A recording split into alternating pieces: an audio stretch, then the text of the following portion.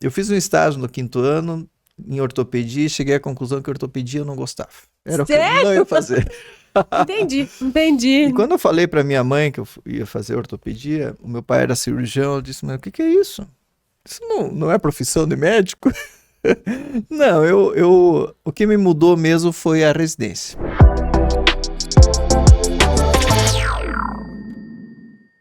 Hoje você vai conhecer a história do Dr. André Chagas, nosso convidado de honra. Ele que tem uma história na ortopedia e se tornou referência como médico nessa área. E hoje a gente, além de conhecer mais do trabalho, nós também vamos conhecer um pouco mais da vida pessoal, se ele liberar. Tá liberado, doutor? Seja Tudo bem-vindo. liberado.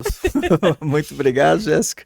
Gente, E é um prazer estar aqui contigo, né, para conversar sobre a minha vida. Veja se pode isso. a gente está bem feliz de poder te receber por aqui, porque a gente fica sabendo nos bastidores de muita história boa que as outras pessoas deveriam saber. Deve ser fofoca. Não veio da fonte certa. Pode certo. Doutora, a primeira pergunta que eu tenho para você, para quem ainda não te conhece, como é que você se apresentaria, o André Chagas, das suas próprias palavras? Eu sou um cara que nasceu em Santa Catarina, no interior de Santa Catarina. E eu fui criado em Modelo. Modelo Santa Catarina é pequeno até hoje. Então eu sou um cara interiorano. Eu me considero um cara interiorano. Acho que Cascavel é uma cidade grande para mim, já pelo meu modo de vida.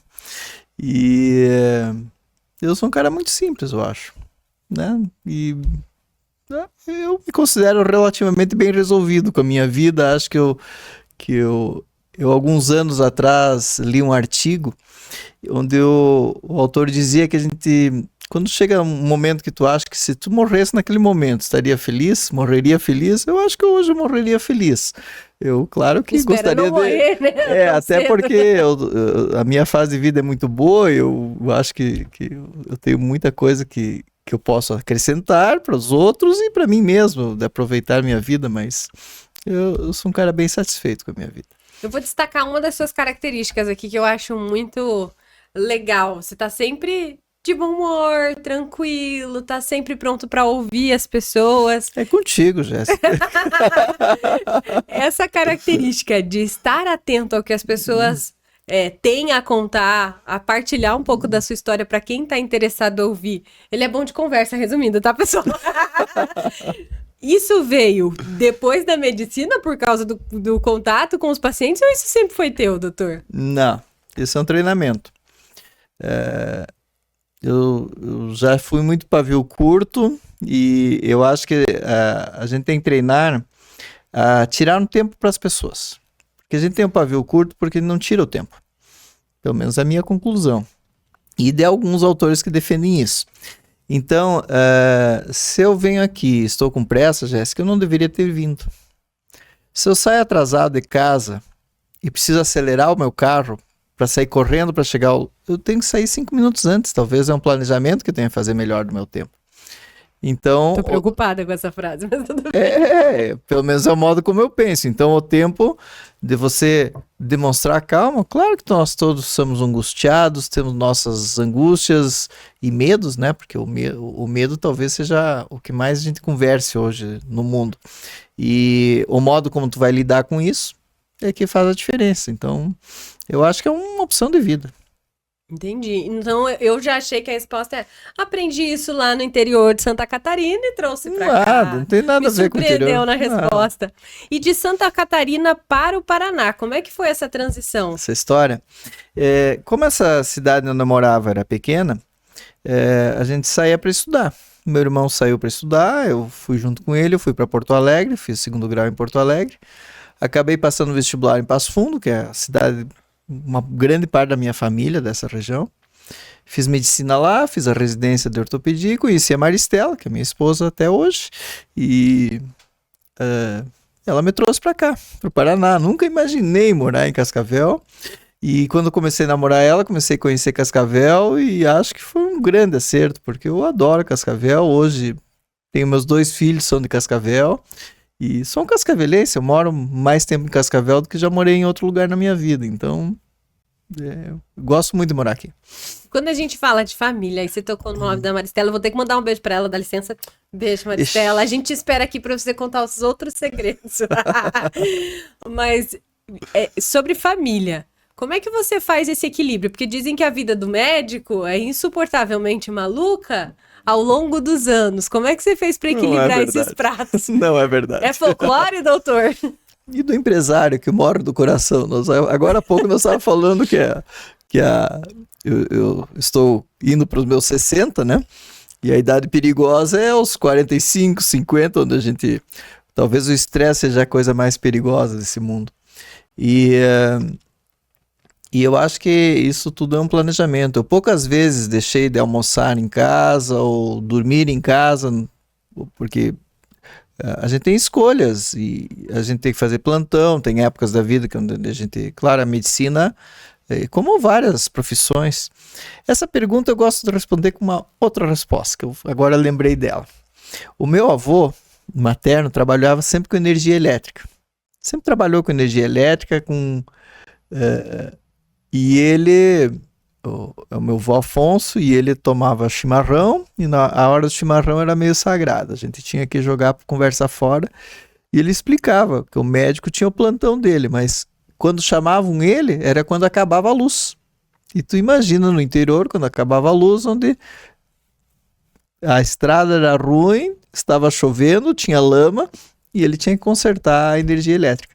Então, eu acho que cada profissão tem... É verdade. Depende como você escolhe o modo como você quer viver. A escolha é tua, na verdade.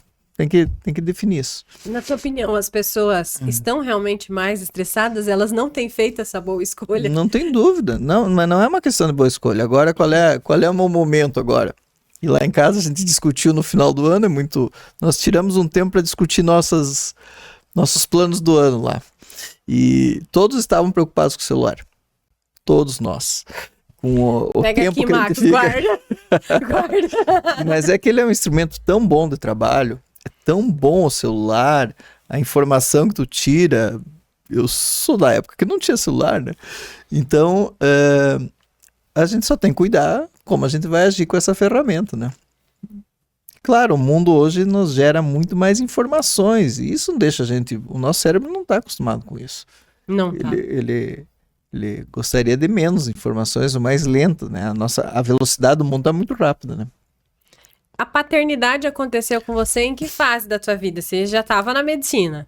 Já.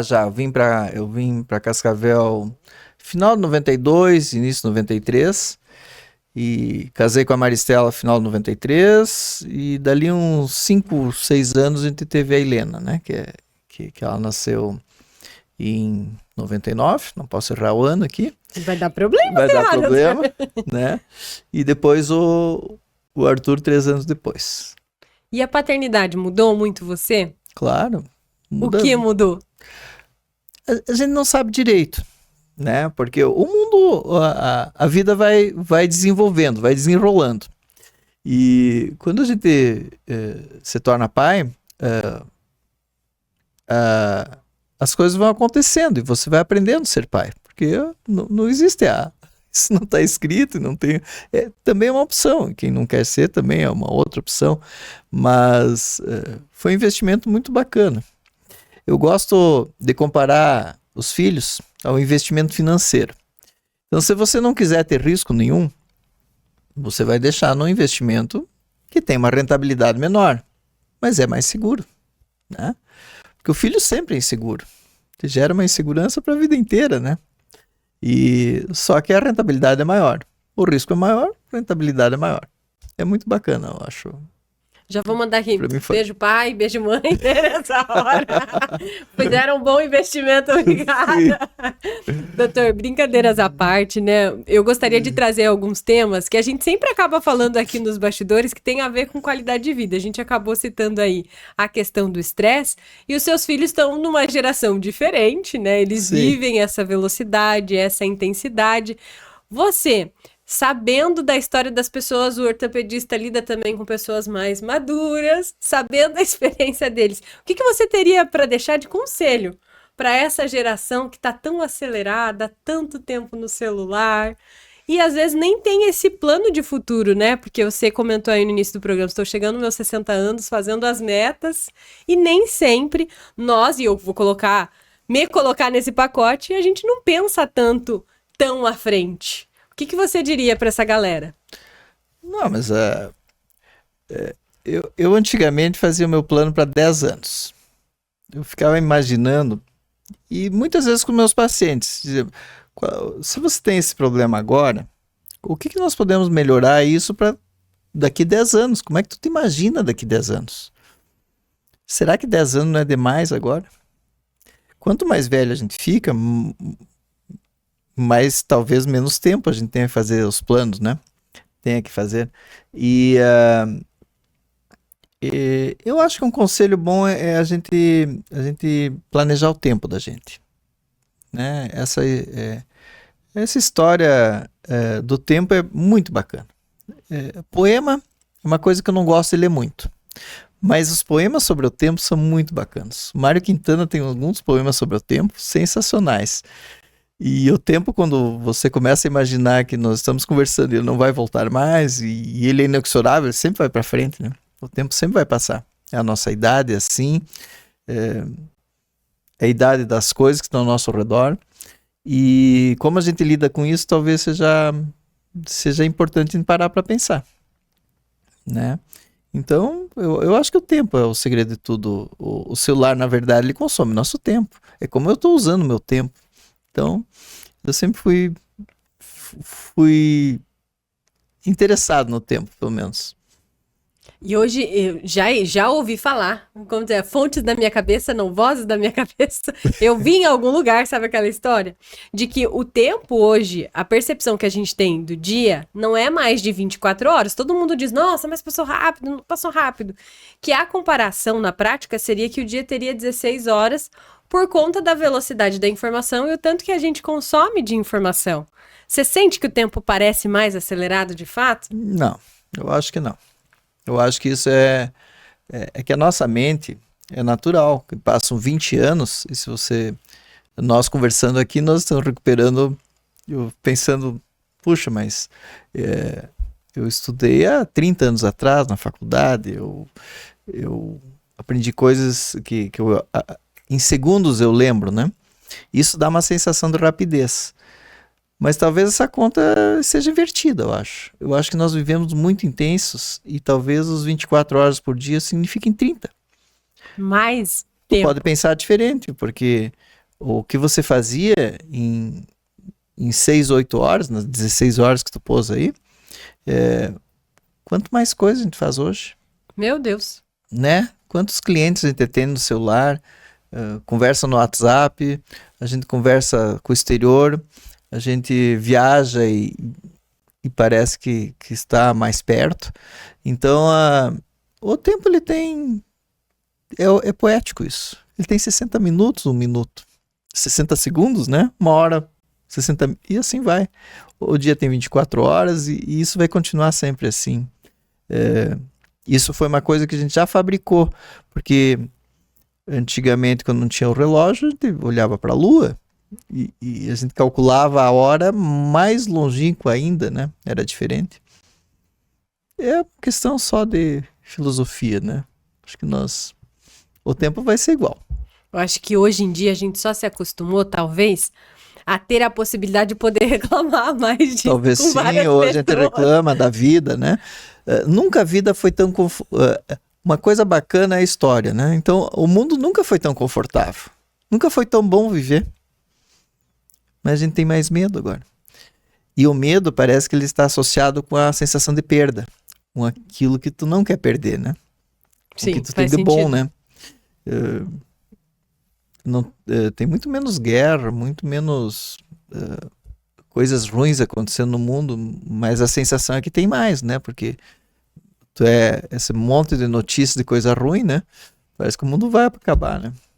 Mas diz que pessoas mais sedentárias e com mais peso do que deveriam, realmente existem mais. Seria esse um reflexo dessa nova vida mais confortável? Estilo de vida, né? Talvez sim. Você recebe Porque mais... você imagina se você vivesse num ambiente mais hostil, né? Imagina Acho um que eu não ambiente sobreviveria. frio. Então, começa por aí. Eu acho que eu não viveria. Nós estávamos conversando antes sobre nossas familiares com 90 anos, 95 anos. O meu consultório, no hospital, a gente vê pacientes bem idosos e bem querendo melhorar, estar bem de vida e ativos. Então, começa por aí. A expectativa de vida nos anos 40, há 100 anos atrás, era metade do que nós temos hoje. Então, você imagine, né? Tem mais gente gorda ou fora de peso, como se diz, mas estão vivendo mesmo assim mais. Né? A ciência Claro que evoluiu. a gente procura melhorar. É a tecnologia como um todo, né? A gente vive melhor, tem casas melhores, passa menos frio, passa menos fome. É só falar com os avós. Quem tiver avó em casa, pergunte. Não precisa ir longe. Quem quiser, leia um livro, né? O livro de história vai mostrar isso. A Idade Média era terrível. Terrível pro rei. Calcule pro súdito. Faz sentido, faz sentido. É. Quando a gente vai aí olhando pra tua história, você vem falando de qualidade de vida, eu queria que você voltasse aí, anos atrás. O que você fazia na tua infância? Você era já uma pessoa que gostava de conversar, já era extrovertida, ou você teve uma fase assim da adolescência, de se esconder? Como é que foi? Acho que não. Mas a minha adolescência era de um cara do interior. No interior a gente jogava futebol, a gente andava de bicicleta, andava no mato, com um facão grande pra gente cortar o mato e os dias quentes a gente adorava andar no mato, no riacho. Eu adorava andar no mato, era fresquinho, e tu andava na pedra, no meio do rio. Isso dá um saudosismo da inveja que a gente tinha daquela idade, a habilidade que a gente tinha de andar no rio. Hoje é perigoso eu cair, quebrar a perna, né? Então a gente fica, é o medo. Vamos evitar, né? Vai evitar. Mas era um cara de cidade interior, né? E não tinha ninguém na área médica? O que te levou a escolher medicina no meio meu pai era médico. Talvez eu tenha um primo meu, até conversei com ele há pouco tempo e eu admirava muito ele, né? O Clévio. Ele é médico em Santa Catarina, Campo Alegre, cidade que ele mora. Né? E tem vários outros médicos. Um primo meu também é médico, também em Santa Catarina. Tenho enfermeiras também, tem muita gente da área médica lá em casa. Da área da saúde, então isso te encantou? Talvez sim, mas eu acho que eu nem pensei em outra coisa, sabe? Foi natural. Eu acho que sim, eu não pensei em coisas diferentes. Qual era o desafio de fazer medicina naquela época? Porque hoje eles têm o celular, dá para pesquisar no Google. Em que época? Quando você fez faculdade? Quando eu me formei? Quando eu me formei não tinha celular, mas não tinha ressonância magnética. Não tinha exame laboratorial de vírus. Faça um exame para o Covid. Cara, isso não existia, um exame para vírus. Hoje a gente faz exame de 10 vírus rapidamente e barato. Fácil. Né? Para descobrir por que está tendo uma diarreia. Claro que isso gera uma angústia e mais medo, porque a gente aceitava melhor a doença, era diferente, né? O mundo mudou demais, né? Tu imagina eu ligar para ti e você não me atender. Aquela chata não quer me atender, ela tá vendo que sou eu. E pessoas da minha geração vão dizer, mas para que ligar, doutor, manda mensagem? Uma coisa assim. Mas, e eu posso não entender isso, né? Exatamente. Imagina. Que é a comunicação, que é um desafio grande. E aí a gente passa por essa transição, você falou aí 30 anos de medicina? 30 anos. Como é que faz para acompanhar toda essa mudança? Essa também é uma exigência. Na verdade, fazem 35, vou fazer 35. Nós temos a festa de 35 anos, que a gente conta a medicina quando começa a trabalhar, né? A gente antes faz a formação e ainda faz a formação da formação, que é a especialidade. Então, eu gosto muito de fazer medicina até hoje, né? Eu acho muito bacana. A gente tem o residente, eu gosto muito de falar para o residente, que é o médico que está em treinamento, que é muito chato ouvir o médico reclamando da medicina, sabe? O médico reclama que é difícil, que paga mal, eu sou da teoria que se você tiver muito ruim na tua vida, tu deve fazer alguma coisa e mudar. Então pare de fazer medicina, vai fazer alguma coisa que Vamos ser práticos aqui. No Rio Grande do Sul, a gente diz que o passo do vizinho sempre é melhor, né? Então, Se você não gosta do que faz, pelo menos pode mudar o foco, né? Hoje é tão amplo o foco de toda a medicina e tu pode usar ela para fazer N coisas para tua sobrevivência, né? Se tiver tão difícil assim. Mas medicina é muito bacana, tu ajuda pessoas, a minha área, eu faço quadril e quadril reabilita pessoas que têm artrose normalmente, eu faço prótese, prótese é uma cirurgia muito bacana porque tu consegue deixar a pessoa voltar a ter uma atividade, coisas que ela achou que já tinha acabado na vida dela, volta a ter a possibilidade de fazer. Então, é muito bom isso aí. Claro que tem percalços, como tudo nessa vida, né?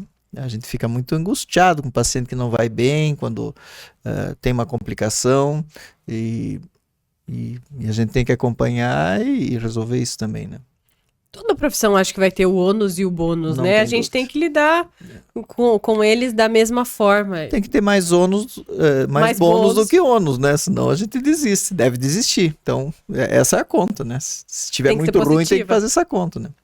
E a ortopedia, você se encantou por isso já na faculdade ou foi anos depois? Nada. Eu fiz um estágio, eu falo muito, eu falei hoje para o residente. Eu fiz um estágio no 5º ano em ortopedia e cheguei à conclusão que ortopedia eu não gostava. Era o que eu não ia fazer. Entendi. E quando eu falei para minha mãe que eu ia fazer ortopedia, o meu pai era cirurgião, eu disse, mas o que é isso? Isso não é profissão de médico? Não, o que me mudou mesmo foi a residência. A residência médica foi muito bacana. Eu tive vários mentores. O Dr. Milton foi um cara que me influenciou muito. Um cara, meu amigo até hoje, muito positivo. E eu acho que na vida a gente tem que ter algumas pessoas que são os nossos gurus, que a gente acredite. Eu acho que é o mérito da gente acreditar. Tem gente que não acredita em nada, isso é um problema. Então, eu acho que isso é fé. Ela pode ser religiosa, mas ela pode ser no trabalho, ela pode ser na vida da gente. Então, tu tem que acreditar em coisas. E isso vai mudando na tua vida e tu vai mudando as coisas que tu acredita. Mas ficar sem acreditar em coisas é terrível. Talvez isso cause doença na gente até, né? Tem aquela frase, né? Cabeça vizinha, oficina, não Sim, precisa não nem há terminar. É isso mesmo, É eu verdade. concordo que se a gente É está isso se aí. dedicando e vendo as coisas acontecerem de forma positiva, isso automotiva, Não né? tem- a gente tem que se automotivar, porque a vida tem que ser bacana, né? E às vezes eu Não acho que as tem- pessoas se apegam, e aí eu vou, vou colocar a culpa na rede social.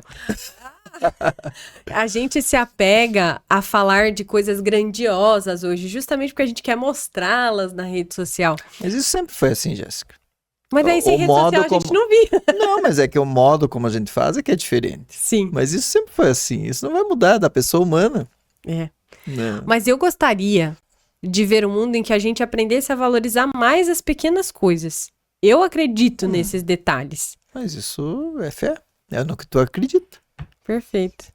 E aí, o doutor da área da ciência chega a fazer aquela interrogação agora na cabeça das pessoas. Médico fala de fé? De espiritualidade? Claro. Por que não? Porque dizem que ciência e fé são opostos, doutor. Não é verdadeiro isso, né? Tanto que eu sou católico, então a igreja é católica, mas eu acho que todas as igrejas para mim são muito parecidas. Cada um é uma entidade, né? Tem o mesmo Não tem rumo, nada né? a ver com Deus e Deus não precisa do intermediário, eu sempre brinco com isso. Mas ela tem uma entidade que ela pesquisa a ciência. E a ciência, ela é baseada em fatos comprovados. Então, muita coisa que é invocado como ciência não é ciência, né? É usado ou politicamente ou com um método de venda, que é uma outra coisa, né? Então, a ciência é essa tecnologia que faz o celular, que faz a internet, que faz a tomografia, que faz a ressonância, que faz o avião para viajar, mas para jogar bomba também. Então, a internet é igual, ela vai nos usar, vai ser o ônus e bônus, como tu falou. Tem coisas boas e coisas ruins, né? Então, é o modo como a gente usa. Então, essa grandiosidade, a rede social é muito bacana. Eu não participo da rede social porque Participa, @Quadril Cascavel, Viu? doutor. Olha lá, A sigam o Jéssica me perfil. ajudando, ó. Mas, assim, a gente tem que ser sociável, né? Sim. Mas como a gente vai usar isso, talvez seja o nossa dificuldade, esse mundo super tecnológico que a gente tem, né? Pra frente. Eu não sei onde é que a gente vai parar. Sinceramente, eu acho que cada vez mais a gente vai se inserir nesse meio. Acho que não tem como retroceder nesse sentido. Mas em algum momento, eu acho que a gente vai se assustar mais do que nós estamos. E aí a palavra medo, de novo, começa a nortear aí os nossos pensamentos. Mas sem falar de medo, vamos falar de esperança? Quais são os seus planos para o futuro, então, doutor? Porque você continua super ativo, né? Você não pretende parar de trabalhar tão cedo. A gente vê o seu carinho com os pacientes. Você gosta, né, do atendimento do dia a dia, do centro cirúrgico. Eu nunca pensei em parar de trabalhar. Para mim, a aposentadoria, assim, é apenas uma fase de vida. É um nome que a gente deu porque existe a Previdência Social, onde fizeram um sistema onde a gente tem um ganho financeiro quando a gente demarca essa aposentadoria. Tem a previdência privada, que tu paga uma poupança, porque chega um momento da vida que a tua força física vai diminuindo. E se tu não tiver um planejamento de viver com menos e ganhando menos, você diminui a tua qualidade de gastar mais, ou de gastar a mesma coisa, ou de ter assim o estilo de vida que tu escolhe. Agora, parar de trabalhar, não pensei nisso ainda, sabe? Não, o modo como trabalhar, isso sim, isso mudou muito, né? Isso mudou a cada época, a gente vai mudando coisas que a gente faz e o modo como a gente faz essas coisas. Então, mas eu acho que a gente não precisa parar de trabalhar nunca, né? E ao longo desse período, você teve a oportunidade, né? Você comentou aí dos residentes, de continuar passando o seu conhecimento adiante, ajudando na formação de novos mas Jéssica, profissionais. isso em qualquer coisa. Não é na medicina, né? Em qualquer atividade que tu faça, tu aprende muito. Hoje eu tô começando a ficar um cara velho, né? Mais velho. Meus filhos me acham velho, né? Mas nós vamos... quem for novo e conseguir ouvir pessoas mais velhas é muito bacana. Por isso que o japonês é um cara... O chinês, né? Eles valorizam muito a pessoa velha. O índio, né? Também. Mas a gente pode aprender bastante coisas com mais velhos. Sobre a vida, talvez. Não com a tecnologia, realmente eu sei usar menos o celular que meus filhos. Mas eu passei por etapas de vida e por experiências diferentes que eles vão ter que passar a vida para passarem. Então, a vida é um aprender e um ensinar constante, né? Perfeito. Sempre aprendendo, sempre ensinando. Mas conta aqui, tem horas que você olha assim, os jovens, e você pensa assim, já sei onde isso vai dar. Você não tem já essa percepção de pensar, não vai por aí, e só esperar para dar errado assim, doutor? Não, você não tem essa maldade. Se tiver, não vai contar, né? Não, o jovem é um cara muito bacana. É muito bacana ser jovem, né? Porque tu tá com o gás todo, tu tem toda... A gente conviver com jovem, isso me lembra o Dr. Francisco, né? Que ele vivia incomodando lá na clínica e dizia o quanto era bom conviver com a gente que era mais jovem, porque ele era mais velho, né? Hoje estou eu ficando mais velho lá da clínica. Mas a gente conviver com o mais jovem renova, o mais jovem tem mais vontade de fazer as coisas, a gente deixa de lado, tem coisas que a gente não quer mais fazer, mas o mais jovem está apto, sempre pronto a muitas atividades, né? Claro que como a gente deixa de fazer coisas, às vezes o jovem trabalha a mais, talvez seja isso que tem que ter experiências para, enfim, para ver se vai dar certo alguma atividade ou não, mas jovem é muito bacana, é uma fase da vida da gente, como é que não é bom ser jovem, né? Vou dar um exemplo prático, né? Pai, vamos falar de pai e mãe, né? Não, se eu fosse você, eu iria por esse caminho aqui. A gente nem sempre. Eu vou te dizer, mas eu vou te dizer um problema de pai e mãe. Esse sentimento de gostar dos filhos é tão grande que a gente tem que cuidar para não exagerar. Então a gente quer proteger. E a superproteção é um sentimento muito ruim. Ele é perigoso, na verdade.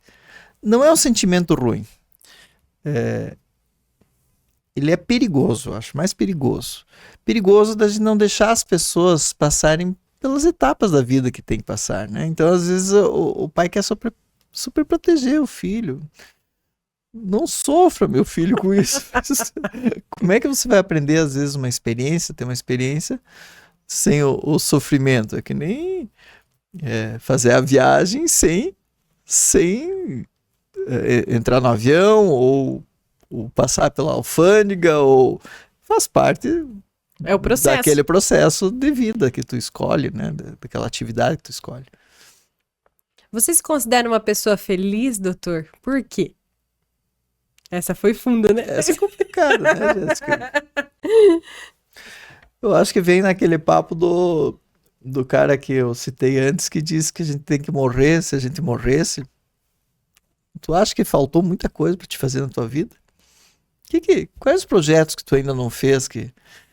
Puxa, eu tenho tantos projetos que eu fiz na minha adolescência, na minha época de estudante, que já se completaram e às vezes ultrapassaram até o que eu imaginei que fosse acontecer com a minha vida aos 60, né? Eu acho que sou feliz. Eu tenho uma vida muito tranquila, né? Eu não sei o que é felicidade direito, né? Eu tenho vontade de trabalhar, eu tenho vontade de viver, que às vezes tem pacientes que não têm vontade de viver, que tem pessoas que são aparentemente saudáveis e eu imagino o tamanho do conflito dessas pessoas, né? Então, eu acho que felicidade é tu tá com vontade, ter fé em coisas, acreditar que tu seja importante, né? Tu tem uma importância no ecossistema onde tu vive. Perfeito. Eu gostei da resposta. Vou refletir aqui. O que é felicidade pra mim? Era pra te deixar com minhoca na cabeça. Deixar com minhoca. Você conseguiu, doutor. Você conseguiu. Viu? Atingiu o objetivo. Mais um cumprido.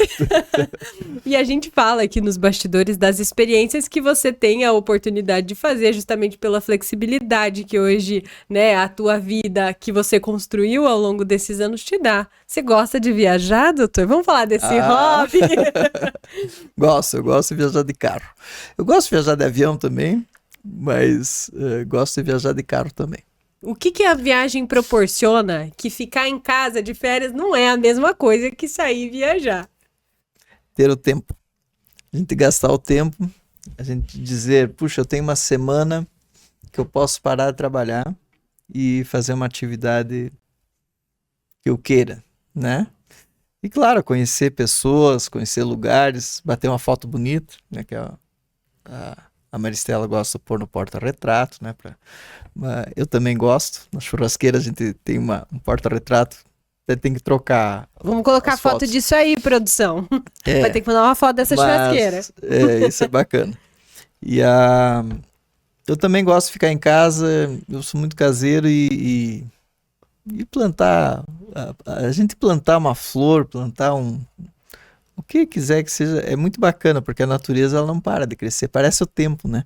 Ela dá essa sensação que a vida é contínua. Se você parar de viver, o resto ao teu redor vai continuar vivendo. Muito bem. E quando você falou viagem de carro, não é, para quem não sabe, né, estamos em Cascavel, interior do Paraná, não é daqui a Foz, que é a típica viagem do cascavelense, é mais longe, né, doutor? Quantos quilômetros? Não, agora ela tá me cutucando para me falar. Fala. Então, você me falou, eu te falei antes que é um treinamento do tempo da gente. Eu, para tirar uma semana de férias, eu tinha muita dificuldade no início da minha carreira. Porque a gente tinha uma angústia de trabalhar e a gente achava que... E precisava mesmo, a gente tá no início da carreira, a gente ganhava menos e gastava mais, precisava investir em tudo, né? E tinha mais angústia com isso. Então, Depois eu consegui tirar 10 dias, depois 12 dias, e agora eu tirei 20 dias de férias para fazer uma viagem de carro. Por isso que ela tá me cutucando aqui. Você vai deixar eu mostrar aquelas fotos, né? A gente pode colocar as fotos aí no ar? Pode, as bonitas, né? As feias não. Combinado, produção. É que eu tava incomodando o Max aqui, que é um baita fotógrafo aqui, só mostrando minhas fotos, só as bonitas. Eu tirei 5 aqui para mostrar para ele. Ficou com uma inveja do nada aqui. Mas lugares maravilhosos. Para onde foi esse passeio? Para quem tá acompanhando aí, vendo essas fotos, são de onde? Não, eu fui a Bariloche agora no final do ano. No mês passado. E daí eu tava mostrando. Eu nunca tinha ido ao Cerro Tronador, é um lugar muito bonito lá. Uma geleira dessas geleiras eternas, e fica muito fácil para ter foto, porque o lugar é muito bonito. Então, o ângulo que tu fizer vai ficar bonito. Porque o segundo hobby é foto. Eu já fui mais fotógrafo na minha vida. Agora já teve mais aniversário de criança também, né? Que aniversário de criança é regra. E agora tem uma praga, o tal do celular, ele bate foto bonita e a gente faz não rapidinho. tem mais aquela. É, muito mais rápido. É que nem o raio-x, ficou fácil. Agora bate, ele já aparece na tela do computador. Perfeito. Facilitou. Doutor, a gente sabe que se deixar a gente vai longe aqui, mas agora aqui na reta final do podcast, eu queria ter a oportunidade de falar do seu trabalho bem direcionado agora, falando de ortopedia, dos desafios que essa área tem, dos desafios que os pacientes trazem para vocês. Então eu vou deixar aqui o espaço aberto para você de responder a seguinte pergunta: qual é o principal BO, doutor? BO. Tem vários. Desafio maior de um ortopedista de quadril. E é extremamente específico na ortopedia, né? Sim. Até você pode comentar sobre isso. Eu vou te dizer que... Mas de uma maneira geral, eu vou te dar um exemplo Isso eu acho que fica didático da gente entender do médico em geral e talvez dessa tecnologia que só vem ajudando. Isso só melhora na vida da gente. Os materiais são melhores, o hospital nos dá mais estrutura para operar, a segurança da anestesia hoje é muito melhor. O que mudou bastante? Tudo isso que nós estamos falando até agora. A vida da gente mudou, o modo como a gente vê a vida. Então você imagine um paciente há 30 anos atrás. Eu tinha 30 anos também. E então, imagina eu novo e o paciente com uma cirurgia que aqui em Cascavel pouca gente fazia a prótese de quadril. Normalmente vinha alguém de fora para fazer essa cirurgia. E a gente propôs uma coisa nova, que era fazer subespecialidade. Normalmente todo mundo fazia todas as especialidades, eram ortopedistas gerais que a gente chama aqui. Então a gente tinha esse plano de fazer a clínica e a gente conseguiu colegas que acreditaram, tiveram fé no mesmo tipo de... Hoje fica muito fácil, o paciente quer consultar com o cirurgião de quadril porque ele identificou o problema, mas naquela época não era assim. E as nossas cirurgias tinham um objetivo diferente para o paciente e para nós mesmos. Então, o grau de resolução que a gente tinha era para um objetivo diferente, que a gente chama de expectativa. A expectativa do paciente e a expectativa do médico. E a expectativa real da cirurgia, porque a doença continua a mesma e a solução é muito parecida, é a prótese. A prótese pode ter mudado os materiais, a técnica cirúrgica, mas o que se espera da solução é a mesma. Vamos colocar 15 anos para ser o intermediário.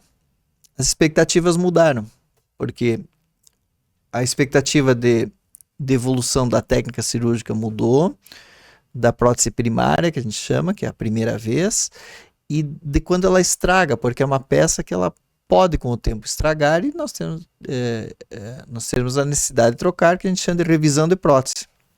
Então, a gente aprendeu muito sobre essa revisão de prótese e a tecnologia trouxe materiais novos. E hoje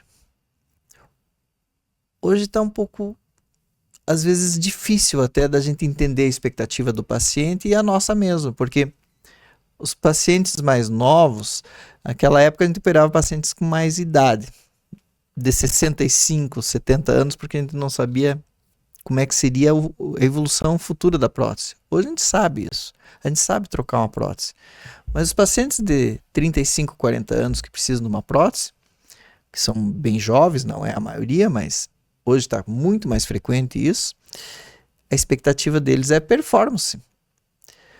Os pacientes de 50, 55, às vezes não precisam da prótese e às vezes querem fazer uma prótese para ficarem melhores do que eram antes.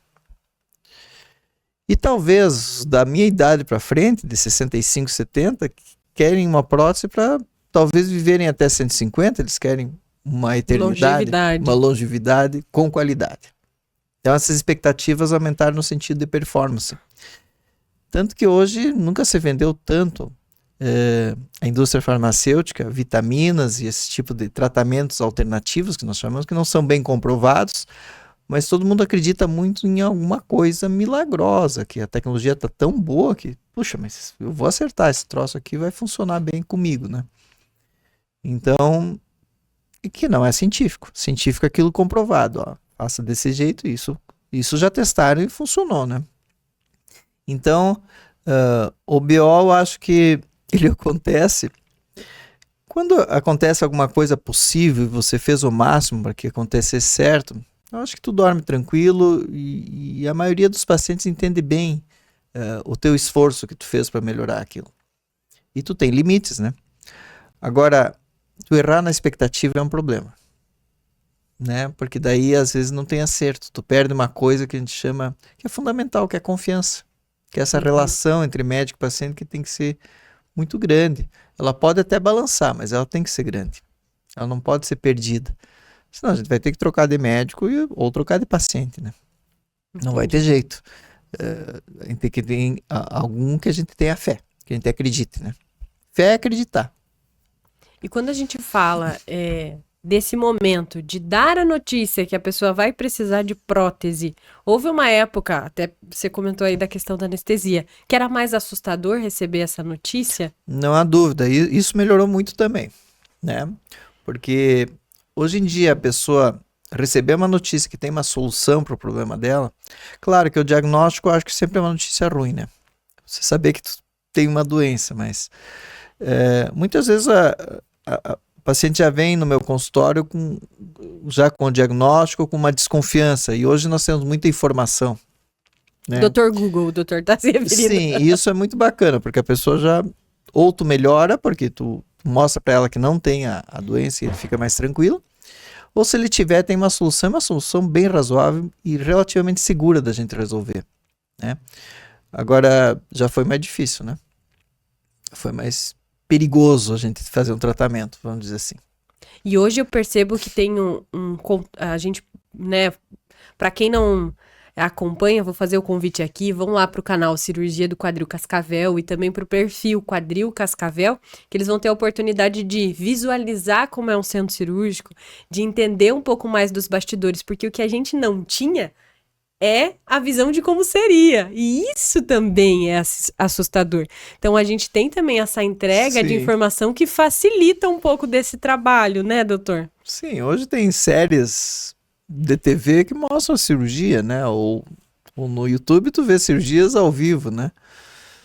Não sei quanto ajuda, quanto atrapalha. Eu acho que um pouco de informação ajuda e um pouco causa angústia, porque a gente começa a ficar mais preocupado. Antigamente, o paciente preocupado era o médico, porque ele tinha algum conhecimento sobre a doença e sobre tratamentos, né? E hoje todos nós temos conhecimento de tudo. Então, eu me comparo a essa tua colocação, a gente viajar de avião e tentar entender o que acontece atrás no aeroporto, né? Que é outro setor muito delicado. Eu acho que é melhor a gente acreditar que todos estão fazendo o melhor pra gente. Por isso que é uma questão de fé, a gente viaja mais tranquilo e dorme mais tranquilo. Tem uma grande diferença, tem a enfermeira lá do hospital, a Thaís, que ela fala que a diferença do avião é que o piloto está junto. Então a gente imagina que ele vai cuidar mais ainda, né? Então, por isso que essa relação com o médico tem que ser que nem a do piloto. A gente tem que imaginar um piloto que esteja com a gente, mesmo se o avião cair, e ele queira fazer tudo para que salvem as pessoas mesmo com o avião caindo, né?